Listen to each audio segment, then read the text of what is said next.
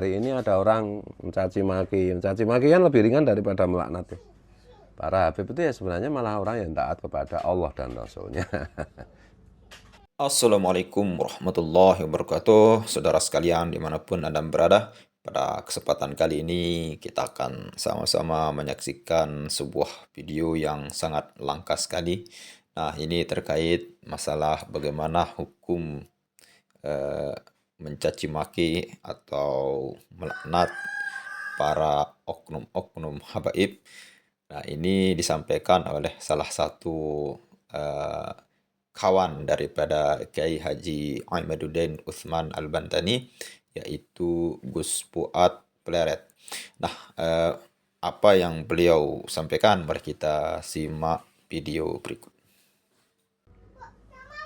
Nah sekarang bagaimana hukumnya melaknat para Habib? Bukan hanya mencaci maki tapi melaknat, hukumnya bagaimana? Melaknat orang kan tidak boleh. Tapi kalau melaknat Habib itu begini, orang kata Rasulullah, orang yang ngaku-ngaku leluhurnya padahal bukan leluhurnya, apa itu nih, mengaku bapaknya mengaku orang lain sebagai bapaknya padahal bukan, gitu. Membuat klaim nasab palsu, itu dilaknat Allah dan Rasulnya. Dan fal yatabawak ngadau finar, dan cari tempat di neraka sendiri-sendiri. Nah, Allah dan Rasulnya melaknat para Habib. Betul. Nah, kalau ada makhluk Allah yang hari ini melaknat para Habib ya berarti taat kepada Allah dan Rasulnya dong. Kecuali Habib itu konteksnya melaknat Habib itu karena para Habib itu telah mendustakan, telah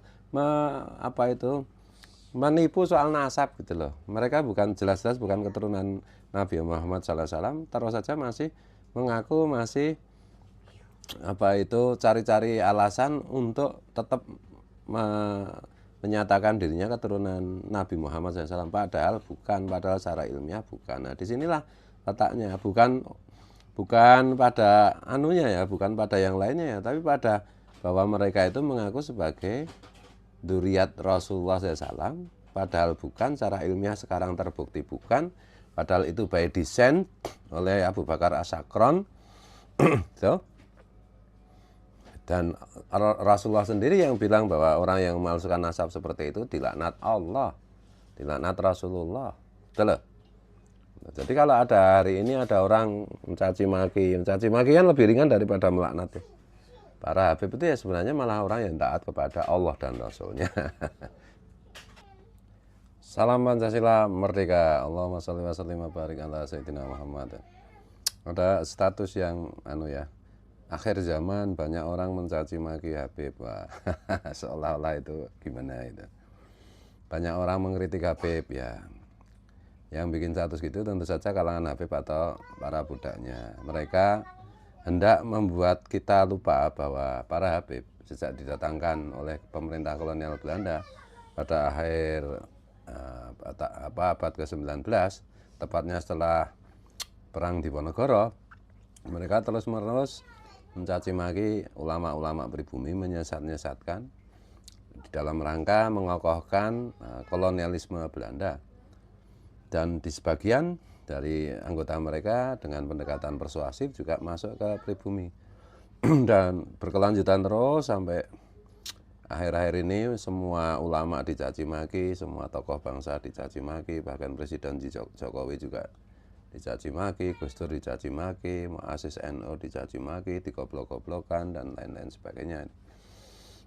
Pribumi juga dibilang seperti celengan gitu. Nah, arogansi yang terus-menerus mereka produksi untuk merendahkan putra-putri bangsa Nusantara lainnya, termasuk juga bangsa Indonesia dari keturunan Tionghoa. Mereka juga mencaci maki. Mereka bilang begini dan begitu, katanya nggak ada Habib yang korupsi. Lah itu sih Said Agil Munawar itu Menteri Agama di zaman Megawati itu kan jelas dipidana gara-gara korupsi ratusan miliar dana abadi umat dan seterusnya gitu. Jadi dibolak-balikkan, memang ini kan terkait dengan temuan ilmiah yang menyatakan bahwa Habib Alwi itu ternyata secara ilmiah terbukti bukan keturunan Nabi Muhammad SAW, baik dari segi kajian ilmu kitab nasab yang dilakukan Kiai Imaduddin, ya, Kiai Nur Ihya dan yang lain-lain, kajian filologi yang dilakukan Profesor Menachem Ali, maupun yang paling telak, yang paling qat'i, yang paling pasti adalah kajian hasil tes DNA di antara para habib di seluruh dunia yang dilakukan oleh, terutama secara masif dilakukan oleh Mas Dr. Sugeng Sugiharto dari peneliti dari BRIN, ya, yang mengungkapkan bahwa mereka haplogrupnya itu G2. Jadi bukan keturunan Nabi Muhammad SAW, tapi keturunan suku Askenazi, dan juga yang bilang keturunan Himyar gitu. Kalau statement terakhir dari Mas Sugeng itu keturunan Himyar, suku yang masuk agama Yahudi, tapi bukan Bani Israel, bukan keturunan Nabi Ibrahim. Jadi keturunan Nabi Ibrahim aja bukan, apalagi keturunan Rasulullah pasti lebih bukan. Dan seterusnya dan seterusnya dan seterusnya. Cara mereka menghindari dari fakta kebenaran ini adalah memframing, adalah playing victim dan lain-lain. Padahal selama inilah mereka banditnya, mereka lah penjahatnya, mereka lah perusaknya. Dan tentu ini kalau tidak merugikan masyarakat umum di kalangan bawah dan tidak membahayakan paham kebangsaan kita, saya tidak akan ambil pusing. Tapi karena ini terbukti sepanjang sejarah itu kelompok Habib itu membahayakan bangsaan kita, membahayakan dan merugikan masyarakat kecil, itu aja masalahnya. Dan bahwa ajaran-ajaran mereka yang mereka bawa dari leluhur mereka dari Yaman itu adalah talbisul haq bil batil, campur ada antara yang benar dan yang batil gitu. Dan terbukti membahayakan gitu, membahayakan kehidupan dan merusak, saya sebagai orang Islam itu merusak ajaran Islam gitu. Itu aja ya. Jadi waspadalah terhadap wali-wali palsu. Kalau di Injil itu kan ada ungkapan waspadalah terhadap nabi-nabi palsu. Sekarang ini dalam konteks Habib ini waspadalah terhadap wali-wali palsu, yaitu para Habib yang ngaku wali. Itu salam Pancasila merdeka. Oke, saudara sekalian, luar biasa sekali apa yang disampaikan oleh Gus Fuad Pleret dengan tafsir yang sangat sederhana sekali beliau ucapkan. Nah, ketika beliau menjawab salah satu hukum bagaimana hukum mencaci maki habaib. Nah, jadi beliau mengungkapkan bahwa orang yang mengaku-ngaku atas nama Rasulullah Shallallahu Alaihi Wasallam padahal dia bukan keturunan dari Nabi Muhammad Shallallahu Alaihi Wasallam, maka dia adalah dilaknat oleh Allah Subhanahu Wa Taala dan Rasulnya. Man kadzaba alayya muta'ammidan falyatabawa maq'adahu minan nar. Mungkin itu salah satu hadis mutawatir yang disampaikan oleh Gus Fuad Pleret. Nah, berangkat dari hadis itu, barang siapa yang berdusta atas namaku, maka dia seakan-akan mencari tempatnya atau mencari tempat mereka masing-masing di neraka, menyediakan tempat dia di neraka. Nah, berangkat dari hadis itu, Gus Fuad Pleret tadi sempat menafsirkan bahwa ketika ada orang yang mencaci maki Habib, maka sesungguhnya dia melaksanakan perintah Allah dan Rasulnya, gitu kata beliau. Ya, kalau kita telaah lebih lanjut, ya meskipun itu jauh api dari panggang.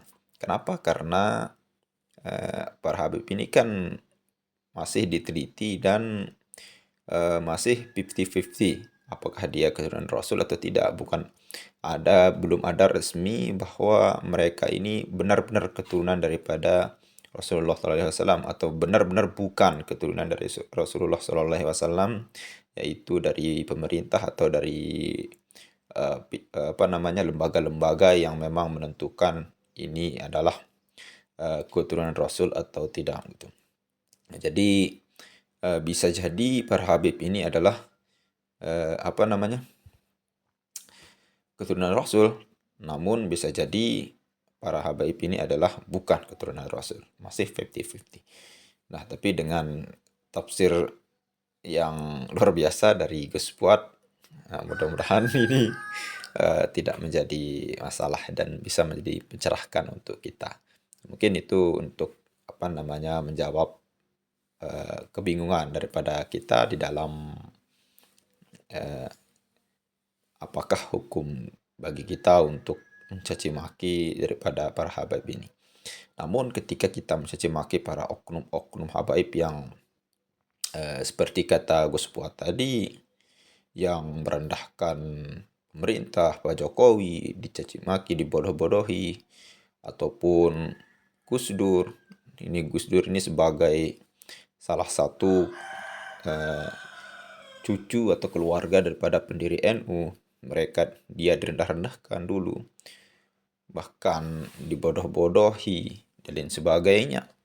Maka ketika kita mencaci maki Habib-Habib yang seperti itu, sesungguhnya ya seperti tafsir Gus Fuad Pelera tadi sah-sah saja gitu. Kenapa? Karena mereka lah yang mulai gitu. Mereka lah yang memulai permusuhan, mereka lah yang memulai menebar kebencian dan lain sebagainya. Nah, ini yang dilakukan oleh para Habib-Habib yang yang tidak bertanggung jawab gitu. Bahkan pernah terjadi di Nusa Tenggara Barat, salah satu oknum habaib dari Quraisy yang memang Bapak TGB ini adalah orang nomor satu di NTB gitu. Namun ketika ada seorang oknum habib yang mengatakan dengan gampangnya dia mengatakan bahwa Pak TGB itu adalah penjilat dan sebagainya gara-gara